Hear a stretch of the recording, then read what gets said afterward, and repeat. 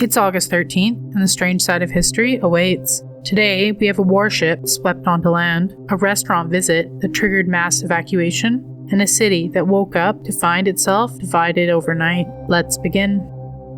On August 13th, 1868, the ground beneath Arica in Chile began to convulse. The earthquake was estimated to be a magnitude of 8.8 and 9.1, flattening much of the coastal city. Then, the ocean suddenly pulled away, exposing the seabed and leaving ships strained against their anchors. A towering tsunami surged back into the harbor, tearing vessels from the water. Among them was the United States Navy gunboat, the USS Watery.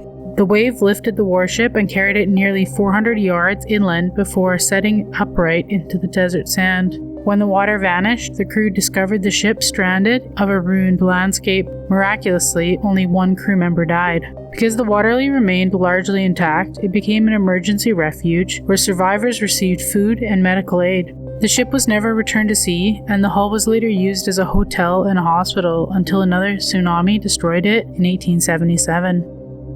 Its boilers remained in the sand, a rusting reminder of the day the ocean picked up a warship and left it in the desert.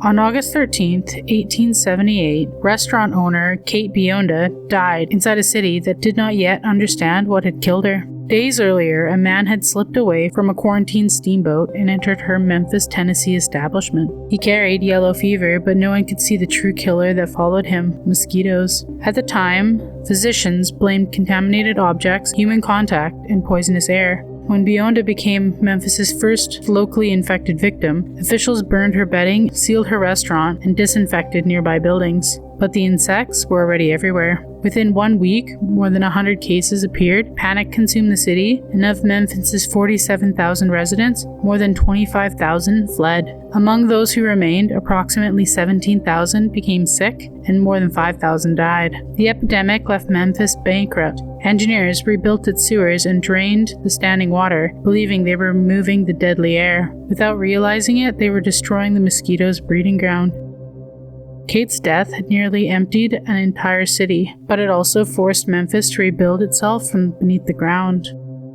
On August 13, 1961, Berlin went to sleep as one city and awoke as two. Shortly after midnight, East German troops and police poured into the streets. Roads were torn apart, railways connected were severed, and miles of barbed wire was unrolled across the border. By sunrise, a trap had closed. People leaving for work discovered that their usual streets no longer existed. Families living only blocks apart suddenly found armed guards standing between them. Some shouted messages across the wire, others desperately crossed, for every opening was sealed. For years, millions had escaped East Germany through Berlin. Communist leaders feared that if the exodus continued, their country would be empty, so they locked the population inside. The government claimed the barrier was temporary, but the wires soon became concrete, and windows overlooking the west were bricked shut.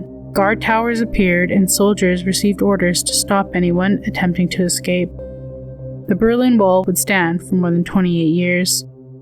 Another day, another strange bite from history. Like, comment, and subscribe. Your next eerie dose is just a day away.